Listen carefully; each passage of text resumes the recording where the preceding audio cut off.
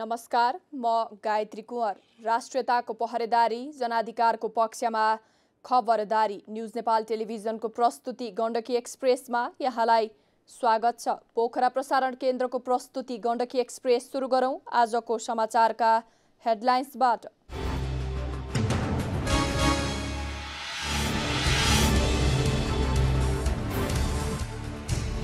ऐन कानून समयअनुसार परिमार्जन गर्नुपर्ने गण्डकी प्रदेशका सभामुख कृष्ण अधितालको धारणा। गोर्खा न्यायका लागि ऐतिहासिक जिल्ला रहेको न्यायाधीशको भनाई।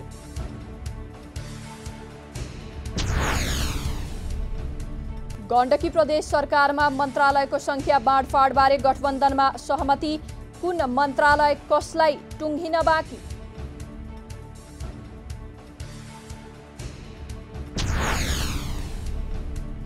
अन्नपूर्ण प्रथम हिमालबाट 3600 किलोग्राम फोहोर सङ्कलन।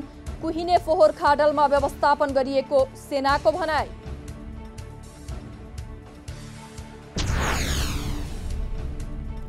बागलुङ नगरपालिकाको दिगो विकासका योजनामा बजेट खर्च गरेको नगर प्रमुखको भनाई। बस पार्क निर्माणका काम अघि बढाउने प्रतिबद्धता। र पोखरामा दोस्रो विद्यालय स्तरीय राष्ट्रिय ब्याडमिन्टन प्रतियोगिता सुरु। विभिन्न 9 इभेन्टमा प्रतिस्पर्धा।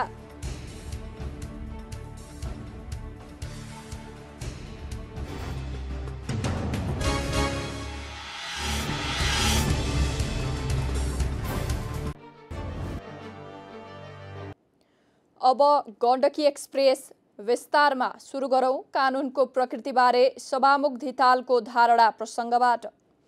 गण्डकी प्रदेशका सभामुख कृष्ण धितालले ऐन कानून आवश्यकताको आधारमा परिमार्जन गर्नुपर्ने बताउनु भएको छ।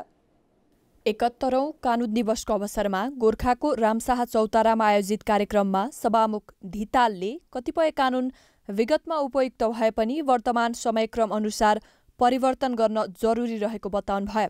कानून आफैमा गतिशील भएको र यसको प्रभावकारिताको अध्ययन हुनु जरुरी रहेको बताउनु भएको छ। तपाईहरु विज्ञ साथीहरु, कानूनका विद्यार्थी साथीहरु हुन्छ, तपाईहरु कानूनको अभ्यास गरिरहनु भएको छ। तपाईहरुले भन्नु पर्यो तपाईहरुको फलानु बुँदामा तपाई त ठ्याक्कै तोकेर भन्न सक्नुहुन्छ नि, यहाँ यो अप्ठ्यारो पर्यो भने तपाईहरुले भन्दिनु भने हामीलाई सजिलो हुन्छ। हामी धेरै विषय जानकार छैनौं, तसर्थ यो विषय तपाईहरुको कर्तव्य हो। तपाईहरुको कर्तव्य पनि तपाईले पनि बढाउने र हामीले पनि क्षेत्र फराकिलो पार्दै यस्ता कयौं कार्यक्रमहरु हामीले पनि आयोजना गर्ने। तपाईले आयोजना गरिदिनु भयो, यो हामीले पनि आयोजना गरौँ, गाउँपालिकाले आयोजना गरोस्, जिल्ला अदालतले पनि यस्ता कार्यक्रम आयोजना गरोस्, जिल्ला प्रशासन कार्यालयले यस्ता कार्यक्रम आयोजना गरेर हामीलाई बोलाओस्, सबै मान्यलाई बोलाओस्, हुन्छ एकजना दुईजना मात्रै होइन। यहाँ कार्यक्रममा उच्च अदालत पोखराका मुख्य न्यायाधीश डिल्लीराम आचार्यले गोर्खा आफैमा नेपाल एकीकरणको थलो मात्र नभएर न्यायको क्षेत्रमा पनि यसले चर्चा पाएको बताउनु भयो। विद्या हराए काशी जानु, न्याय हराए गोर्खा जानु भन्ने राजा रामशाहको पालादेखिको उखानले पनि गोर्खा न्याय फैसलाको निम्ति पनि ऐतिहासिक जिल्ला भएको उहाँको भनाइ छ। तपाईको शोषित पीडितका ठाउँमा यो कानुन तिम्रो लागि बन्दैछ, ठिक छ छैन भनेर अहिलेसम्म जानु भएको छ। तपाई मजदुरको कानुन बनाउनुहुन्छ, मजदुरको गएर गिट्टी कुटेका मान्छेहरूको अगाडि कानुनको ड्राफ्ट लिएर जानु भएको छ। तपाईको सजेसन के छ भनेर भन्नु भएको छ। पछिल्लो दिनमा अलिअलि प्र्याक्टिस भएको छ। तर कानुन जस्ट बन्नका लागि जुन वर्गलाई तपाईँ कानुन बनाउँदै हुनुहुन्छ त्यो वर्गमा तपाईँले प्रस्तावित दस्तावेज लगेर हामी यो कानुन बनाउँछौँ, यसको विषयमा तपाईँको सुझाव के छ भन्ने कुराको विहङ्गम रूपले छलफल गरेर मात्रै लास्ट कोडिफाइड गर्नुहोस्, अनि मात्रै जस्ट हुन्छ। अन्यथा फेरि मैले अघि भने जस्तै 2000 को मोबाइल चोरीको नाताले 3 वर्ष कैद गर्न तेजेन्द्र सापकोटा बाध्य हुन्छ, बाध्य हुन्छ अथवा जज बाध्य हुन्छ। प्रदेश सांसद फणीन्द्र देवकोटाले कानून सबैका लागि बराबर भएकाले राज्यका निकायहरूले कुनै प्रभावमा नपरी काम कारबाही गर्नुपर्ने बताउनु भयो। मेरो बुझाइमा जनताले हामीले सोचे न्याय पाउन सकेका छैनन्। मोहनजीले अहिले भर्खरै उठाउनु हो, न्याय वास्तविक रूपमा महँगो छ, न्याय ढिला सुस्ती छ। त्यति मात्रै होइन, न्याय हामी सामान्य जनतालाई कानुनको दण्ड बर्सिने गर्छ। उच्च ओहदामा रहेका मान्छेहरू न्यायबाट अझै पनि मुक्त भइरहेका छन्, उनीहरूलाई कानुनले छुन सकिरहेको छैन। सिडिओ साहबले अहिले राम्रोसँग विषय उठाउनु भएको छ। हामी रुल अफ लका विद्यार्थी हौँ। रुल अफ ल सबैको लागि बराबर हो। गोर्खा जिल्ला प्रमुख अधिकारी दिनेश सागर भूषाल, जिल्ला समन्वय समितिका प्रमुख मोहन बहादुर थापा, गोर्खा नगरपालिकाका प्रमुख कृष्ण राणा लगायतको उपस्थिति रहेको थियो। गण्डकी प्रदेश सरकारमा कुन दलले कति मन्त्रालय पाउने बारे गठबन्धनमा सहमति जुटेको छ। प्रमुख सत्ता घटक नेपाली कांग्रेसले मुख्यमन्त्री सहित 4, नेकपा माओवादी केन्द्रले 2 र नेकपा एकीकृत समाजवादीले 1 मन्त्रालय पाउने सहमति भएको छ। कांग्रेसको प्रदेशसभा संसदीय दलका प्रमुख सचेतक नन्दप्रसाद न्यौपानेका अनुसार मन्त्रालयगत बाँडफाँड भने अझै टुङ्गिन बाँकी छ। मन्त्रालयको बाँडफाँड मिलेपछि दलहरूले मन्त्रीको नाम टुङ्ग्याउने प्रमुख सचेतक न्यौपानेले बताउनुभयो। प्रदेशसभामा राजीव गुरुङ नेकपा एकीकृत समाजवादीका एक्लो सदस्य हुनुहुन्छ। मनाङबाट स्वतन्त्र उम्मेदवारी दिएर निर्विरोध निर्वाचित हुनुभएका उहाँ पछि नेकपा एकीकृत समाजवादीमा प्रवेश गर्नुभएको थियो। प्रदेशसभामा सत्तारूढ दलतर्फ सबैभन्दा बढी कांग्रेसका 27 र माओवादी केन्द्रका 7 प्रदेशसभा सदस्य रहेका छन्।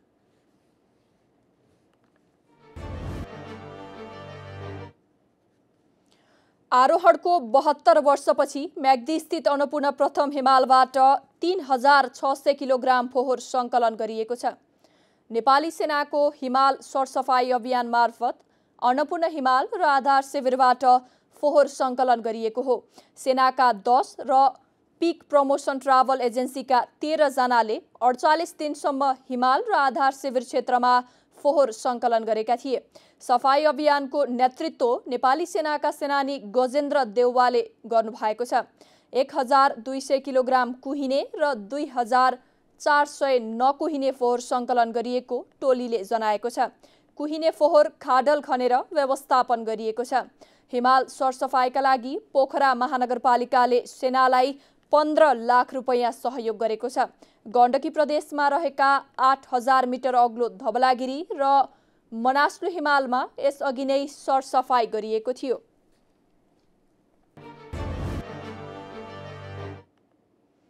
हिमाली जिल्ला मनाङमा जनवरीदेखि मेसम्म 8220 पर्यटक भित्रिएका छन्। अन्नपूर्ण संरक्षण क्षेत्र आयोजना कार्यालय एकयाप मनाङका प्रमुख लेखनाथ गौतमका अनुसार जिल्लामा सन् 2023 को 4 महिनामा 5056 पुरुष र 3163 महिलाले अन्नपूर्ण पदमार्गको यात्रा गरेका छन्। 42 देशका पर्यटक मनाङ भित्रिएका हुन्। नेपाल भित्रिने क्रममा उनीहरू विशेष गरी मनाङको अन्नपूर्ण पदमार्ग यात्रामा आउने गरेका छन्। पदयात्राका लागि विशेष गरी विदेशी पर्यटक आउने गरेको एकयापका प्रमुख गौतमले बताउनु भएको छ। यात्राका क्रममा पर्यटक बिरामी परेको खण्डमा पद प्रदर्शकको सहयोग हुने हुँदा सहज भएको पर्यटक बताउँछन्। पर्यटकको आवागमन बढेपछि मनाङमा होटल तथा पर्यटन व्यवसायमा खुसी छाएको छ।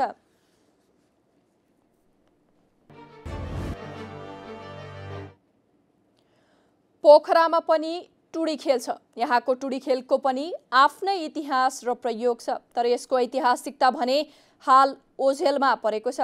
यसको क्षेत्रफल पनि अतिक्रमणका कारण साँघुरिँदै गएको छ। टुडी खेल राज्यको समारोह स्थल हो भने जनताका लागि सुरक्षित खुला स्थान। हल र पार्टी प्यालेसले प्रचार पाएका बेला पोखराको टुडी खेल भने टुडामा परेको छ। पोखरा महानगरपालिका वडा नम्बर 1 स्थित टुडी खेल मैदान गण्डकी प्रदेशकै ऐतिहासिक खेल मैदानका रूपमा चर्चित छ। कुनै बेला पोखराको हाट बजार लाग्ने, मेला, भेला तथा सम्मेलन गर्ने ठाउँको रूपमा परिचित यो टुडी खेल अहिले धुले मैदान बन्न पुगेको छ। चारैतिर खुल्ला वातावरणमा रहेको यो मैदानमा दशैं तिहारका बेलामा भेडा, च्याङ्ग्रा खरिद बिक्री गर्ने ठाउँको रूपमा समेत चिनिन्छ।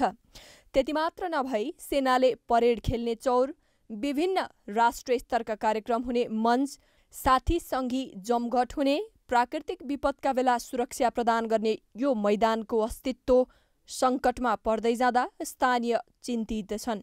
पहिला यहाँ कस्तो राम्रो मेला लाग्थ्यो, कति राम्रो लाग्थ्यो, कति राम्रो हुन्थ्यो। अहिले त अब त्यो हरायो। अहिले त मान्छे एउटा दुईटा हिँडेको देख्ने नि अब रहर लाग्दो भयो, किनभने छैन नि मान्छे। अहिले बजारै विस्थापित हुन लाग्यो। अब यहाँको व्यवस्थापन समितिले कसरी हुन्छ यसलाई अगाडि बढाउनुपर्छ, हाम्रो यो मुलुकलाई अथवा यो एरियाले 1 नम्बर वडालाई राम्रो व्यवस्थित गर्नुपर्छ भन्ने यहाँ कुनै अझसम्म राम्रो पहल गरेनन्। टुडी खेलले देशका चर्चित फुटबलरहरू समेत जन्माइसकेको छ। कुनै बेला यो मैदान फुटबल प्रतियोगिता गर्ने क्षमताको आकारमा थियो, तर पछिल्लो समय पोखराको जनसङ्ख्याको बढ्दो क्रमसँगै यो मैदान पटक पटक अतिक्रमणमा पर्दै गयो। टुडी खेलमा केही सामाजिक सङ्घ संस्थाका कार्यालयहरू र प्रहरी चौकी समेतको स्थापनापछि यसको आकार घटेको हो। कोही घर बनाउने जग्गा मिचिएको छ, कोही क्लबले मिचेको छ, कोही यो भूभू सैनिक क्लबले मिचेको छ। यही कारणले पनि यो हटाउन नसकेको। कोही चौकीले यो पुलिस चौकी हेरिरहनुहोस्, यो पुलिस चौकीले मिचिराखेको छ, त्यहाँ कोही बोल्नेवाला छैन। यहाँ अब जतासुकै चाहिँ यो चौरहरू चाहिँ एउटा ग्राउन्डको नाममा चाहिँ अलपत्र बनाइएको छ। यो अवस्थाले पनि यो टुडी खेलको महत्त्व दिनदिन जीर्ण बन्दै गएको अवस्था छ। सहरीकरणले खुम्चिएको टुडी खेल वरिपरि तार जाली त लगाइयो, तर मैदानको पुरानो आकार भने फिर्ता ल्याउन सकिएको छैन। धुले मैदानलाई खेलकुद हबको खेल मैदान बनाउन टुडी खेलभित्र रहेका प्रहरी कार्यालय, इन्द्रेणी युवा क्लबको भवन, वडा कार्यालय, भूपू सैनिक क्लबको कार्यालय अन्यत्र व्यवस्थापन गरेर अघि बढ्ने योजना रहेको छ। टुडी खेलभित्र रहेका प्रहरी कार्यालय, इन्द्रेणी युवा क्लबको भवन, वडा कार्यालय, भूभू सैनिक क्लबको कार्यालय, यिनीहरूलाई अन्यत्र वार्ड नम्बर 1 भित्र व्यवस्थापन गरेर यसलाई हामीले अगाडि बढ्ने र खेलकुद हबको लागि एउटा खेल मैदान बनाउने भन्ने सोचमा हामी छलफलमा गरिरहेका छौँ। ऐतिहासिक खेल मैदानको संरक्षण गर्नु हामी सबैको दायित्व हो। टुडी खेल नगरको शोभा र सभ्यता पनि हो। भावी सन्ततिका लागि टुडी खेल मैदान संरक्षण गर्न तपाईँ हामी सबै मिलेर हातेमालो गर्नु आवश्यक छ। टुडी खेल हामी सबैको सम्पत्ति हो, साझा सम्पत्ति हो। यसको संरक्षण गर्नु हामी सबैको दायित्व हो। हामी सबै नगरवासीहरू मिलेर टुडी खेलको संरक्षणमा लाग्नुपर्ने हुन्छ। गायत्री कुँवर, क्यामेरामा अजय छेत्रीका साथ न्युज नेपाल टेलिभिजन, गण्डकी प्रदेश, पोखरा। बागलुङ नगरपालिकाका प्रमुख वसन्त कुमार श्रेष्ठले नगरपालिकाको दिगो विकासका योजना निर्माणमा बजेट खर्च गरेको बताउनु भएको छ। उहाँले सङ्घीय सरकारदेखि प्रदेश र आफ्नो क्षमताको पूर्वाधार निर्माणदेखि योजना कार्यान्वयनका लागि पद्धति बसाल्ने काममा बजेट खर्चेको बताउनु भयो। श्रेष्ठले पालिकाले कतिपय काम चाहेर पनि गर्न नसकेको भन्दै कमजोरी स्वीकार्नु भएको छ। उहाँले बस पार्क सञ्चालन कार्यविधि बनाएर दिगो रूपमा चलाउने प्रतिबद्धता जनाउनु भएको छ। फोहोरको दिगो व्यवस्थापन, औद्योगिक ग्राम र बलेवा जाने सडकको पहिरो नियन्त्रणलाई प्राथमिकीकरण गरेको श्रेष्ठले बताउनु भएको छ। वडाध्यक्ष, नगर उपप्रमुख र प्रमुख प्रशासकीय अधिकृत सहित गरिएको पत्रकार सम्मेलनमा श्रेष्ठले नगरमा कुनै विवाद नभएको, कार्यपालिकाको निर्णयमा एकरूपता र सर्वसम्मत भएको दावी गर्नुभएको छ।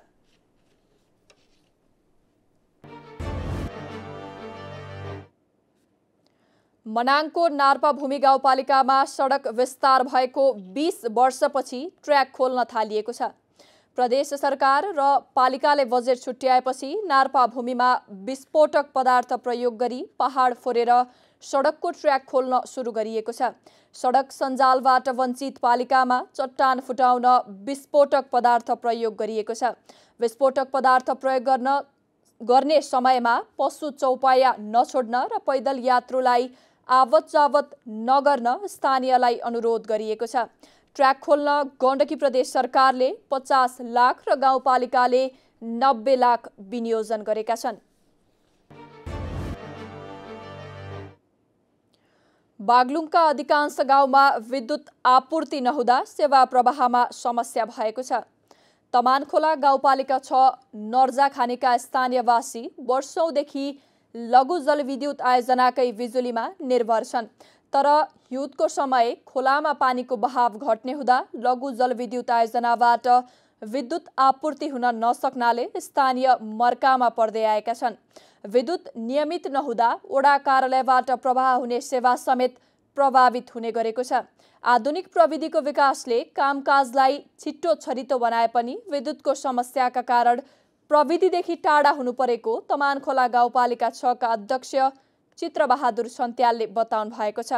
विद्युत आपूर्ति नहुँदा विद्यालयमा रहेका कम्प्युटर र प्रोजेक्टर समेत थन्क्याउनु परेको छ। 6 महिनाभित्र नर्जाखानीमा केन्द्रीय प्रसारण लाइन विस्तार गरिने नेपाल विद्युत प्राधिकरण बागलुङ वितरण केन्द्रका प्रमुख दिलीप मरासेनीले बताउनु भएको छ।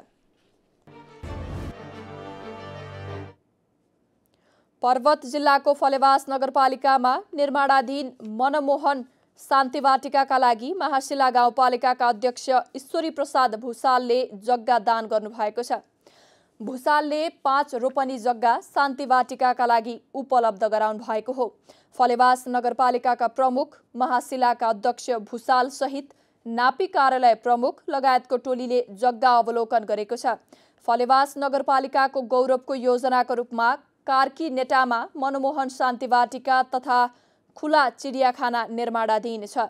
जग्गा प्राप्ति र भोगाधिकारको प्रक्रिया पूरा गरी भोगाधिकार हस्तान्तरण गरिनेछ।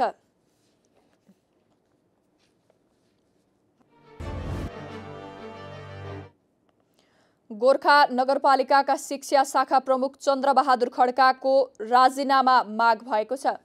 आधा दर्जन वडा अध्यक्षहरूले उहाँको कार्यशैलीबारे आलोचना गर्दै तत्काल राजीनामाको माग गरेका हुन्। खड्काले स्थानीय सरकार सञ्चालन ऐन 2074 को अवज्ञा गर्दै काम कारबाही गरेको वडा अध्यक्षहरूको आरोप छ। शिक्षक नियुक्तिमा माध्यमिक तह पास भएर आएका शिक्षकहरूलाई फेल गराई आफ्नो नातागोतालाई सेटिङ गरी नाम निकालिदिने लगायतका कार्य गरेको भन्दै वडा अध्यक्षहरूले खड्का विरुद्ध प्रमुख प्रशासकीय अधिकृतलाई खड्काको राजीनामा माग गर्दै ज्ञापन पत्र बुझाएका छन्।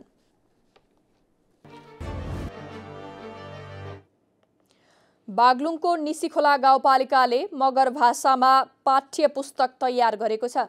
गाउँपालिकाले मगर भाषामा पाठ्य पुस्तक तयार गरी यही शैक्षिक सत्रबाट लागू गर्ने तयारी गरेको हो। स्थानीय पाठ्यक्रम निर्माण निर्देशिका अन्तर्गत रहेर निसीखोला गाउँपालिकाले कक्षा 1 मा मगर भाषा समेटिएको पाठ्य पुस्तक पढाउने तयारी थालेको हो। जनजाति बाहुल्य निसीखोला गाउँपालिकामा मगर भाषा समेटिएको पाठ्य पुस्तक छपाईको तयारीमा रहेको जनाइएको छ। बोलीचालीमा प्रयोग गर्दै आएको भाषा संस्कृतिको जगेर्ना गर्न गाउँपालिकाले विद्यार्थीलाई मगर भाषा सिकाउन थालिएको हो। गाउँपालिकाले मगर भाषा संरक्षणसँगै गाउँपालिकाको भलकोटमा रहेको परम्परागत पुचुली नाच संरक्षणमा समेत चासो दिएको छ। पर्वतको जलजला गाउँपालिकाले प्राविधिक शिक्षा अध्ययन गर्ने विद्यार्थीका लागि अनुदान दिने भएको छ। सामुदायिक शिक्षालाई गुणस्तरीय प्रविधियुक्त र युग अनुकूलको शिक्षाका रूपमा विकास गर्ने अभियान सञ्चालन गरेको हो। गाउँपालिकामै सञ्चालित बाली विज्ञान पढ्ने विद्यार्थीका लागि वार्षिक 36,000 सहयोग गर्ने निर्णय गरेको हो। प्राविधिक शिक्षातर्फ विद्यार्थीलाई आकर्षित गर्न गाउँपालिकाले यो अवधारणा ल्याएको गाउँपालिकाका अध्यक्ष राजु प्रसाद आचार्यले जानकारी दिनुभएको छ। विद्यालयमा सुरु भएको कृषि प्राविधिक विषयको अध्ययनले दक्ष र योग्य प्राविधिक उत्पादन गरी कृषि क्षेत्रको विकासमा टेवा पुर्याउने विश्वास लिएको गाउँपालिकाको भनाइ छ।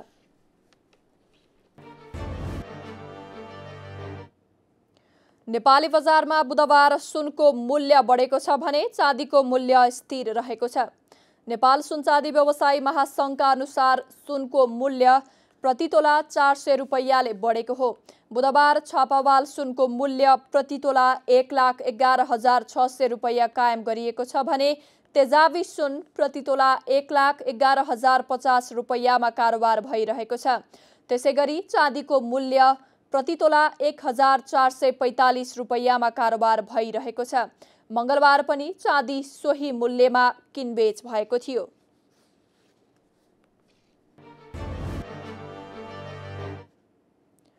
पोखरा महानगर खेलकुद विकास समिति तथा मोहन भूगोल ब्याडमिन्टन फाउन्डेसनको संयुक्त आयोजनामा पोखरा रङ्गशालामा दोस्रो विद्यालय स्तरीय राष्ट्रिय ब्याडमिन्टन प्रतियोगिता सुरु भएको छ। बुधबारदेखि पोखरा रङ्गशाला स्थित ब्याडमिन्टन हलमा दोस्रो विद्यालय स्तरीय राष्ट्रिय ब्याडमिन्टन प्रतियोगिता सुरु भएको हो। प्रतियोगितामा 12 वर्षदेखि 55 वर्ष उमेर समूहका खेलाडी सहभागी छन्। प्रतियोगितामा विभिन्न 9वटा इभेन्टमा प्रतिस्पर्धा हुने जनाइएको छ।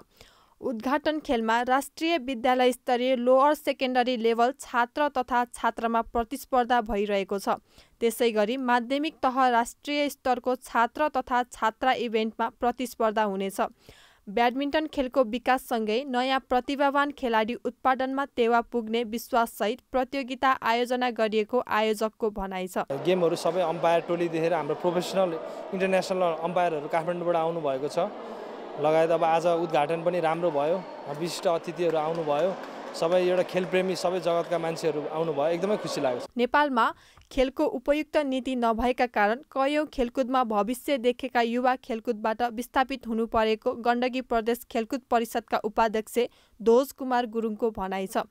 खेलकुदको लागि आवश्यक दीर्घकालीन योजनाका लागि सङ्घ र प्रदेश सरकारले विशेष ध्यान दिनुपर्नेमा उहाँले जोड दिनुभएको छ। चाहे त्यो चाहिँ अब विभिन्न चाहिँ यो इन्फ्रास्ट्रक्चर निर्माणमा होस् अथवा चाहिँ अन्य कार्यक्रममा, तर पनि सरकारले गर्ने जति पनि गतिविधिहरू छ प्राइभेट सेक्टरले धेरै सपोर्ट गरिरहेको अवस्था छ र जसको कारणले गर्दाखेरि पनि यो खेल क्षेत्र चाहिँ यहाँको एउटा चाहिँ विकास र विस्तार भइरहेको अवस्था छ र खेलाडीहरूलाई चाहिँ एउटा उनीहरूको भविष्य सुनिश्चित गर्नको लागि पक्कै पनि यो चाहिँ एउटा राज्यले नै एउटा राम्रो नीति बनाएर खेल क्षेत्रमा लागेर पनि म कम्तीमा पनि सर्भाइभ हुन सक्छु है भन्ने खालको चाहिँ त्यो अनुभूति हुने खालको कार्यक्रमहरू सरकारले ल्यायो भने पक्कै पनि खेलाडीहरू चाहिँ खेलप्रति चाहिँ आकर्षित हुन्छ। प्रतियोगितामा 77 वटै जिल्लाका विद्यालयबाट विद्यार्थीहरूको उपस्थिति रहेको छ। खेलाडीहरू विद्यालयको प्रतिनिधित्व गर्दै राष्ट्रिय स्तरको प्रतियोगितामा सहभागी हुन पाउँदा खुसी लागेको बताउँछन्। आफ्नो हार्डवर्कमा डिपेन्ड हुन्छ। ऊ पनि म भन्दा त अलिक कम थिएन, तर अब कसैको ट्रेनिङ पुगेको हुन्छ, कसैको ट्रेनिङ पुगेको हुँदैन, कहिले ढिलो चाँडो सिकेको हुन्छ। अनि त्यही हो, उसको पनि राम्रै थियो। अब खेल्न रमाइलो भयो, खेल्न सजिलै खेलियो। खेल सुरु भएको दिन खेलमा विजयी खेलाडी निकै उत्साहित देखिएका छन्। खेल क्षेत्रमा पछिल्लो समय ब्याडमिन्टन प्रति आकर्षण बढेको छ। पोखरा महानगरपालिका र मोहन भूगोल ब्याडमिन्टन फाउन्डेसनको संयुक्त आयोजनामा पोखरा रङ्गशालामा दोस्रो विद्यालय स्तरीय राष्ट्रिय ब्याडमिन्टन प्रतियोगिता सुरु भएको छ। राष्ट्रिय स्तरको खेलाडी उत्पादन गर्ने उद्देश्यले आयोजित खेल 27 गतेदेखि 30 गतेसम्म सञ्चालन हुने भएको छ। प्रतियोगिताको उद्देश्य र खेल सञ्चालन बारे हामीले सम्बन्धितलाई सोधेका छौँ। हेरौँ उहाँहरूको भनाई आजको पक्ष प्रतिपक्षमा।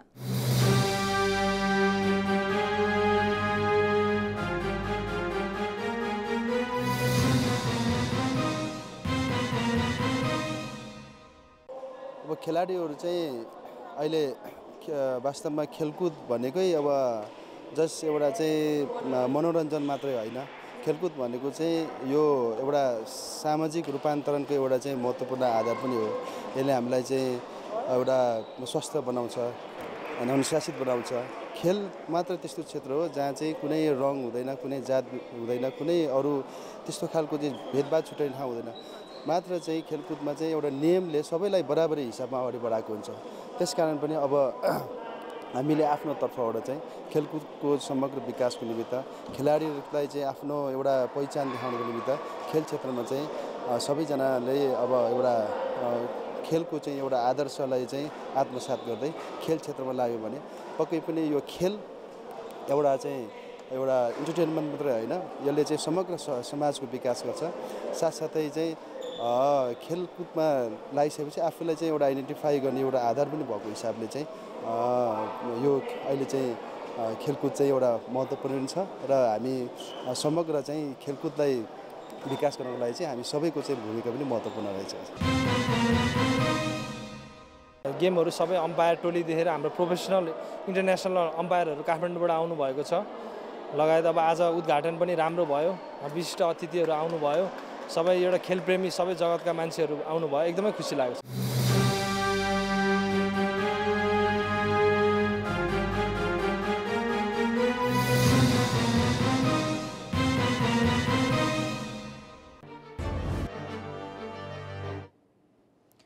अब मौसम समाचार।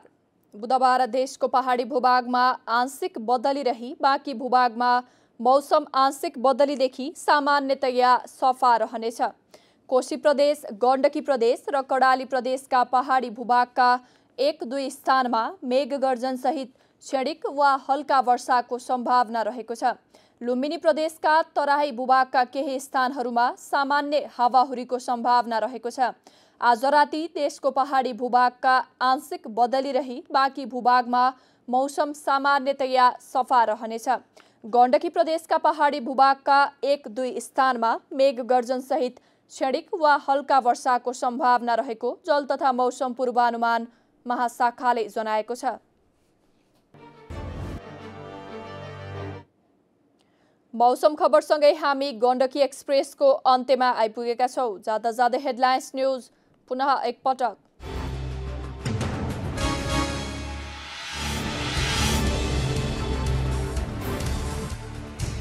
ऐन कानुन समयअनुसार परिमार्जन गर्नुपर्ने गण्डकी प्रदेशका सभामुख कृष्ण धितालको धारणा। गोर्खा न्यायका लागि ऐतिहासिक जिल्ला रहेको न्यायाधीशको भनाई।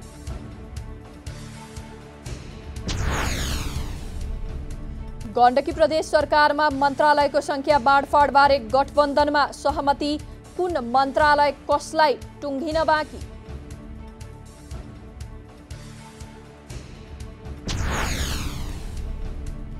अन्नपूर्ण प्रथम हिमालबाट 3600 किलोग्राम फोहोर सङ्कलन।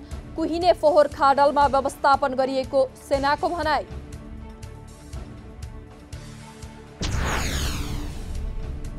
बागलुङ नगरपालिकाको दिगो विकासका योजनामा बजेट खर्च गरेको नगर प्रमुखको भनाई। बस पार्क निर्माणका काम अघि बढाउने प्रतिबद्धता। र पोखरामा दोस्रो विद्यालय स्तरीय राष्ट्रिय ब्याडमिन्टन प्रतियोगिता सुरु। विभिन्न 9 इभेन्टमा प्रतिस्पर्धा।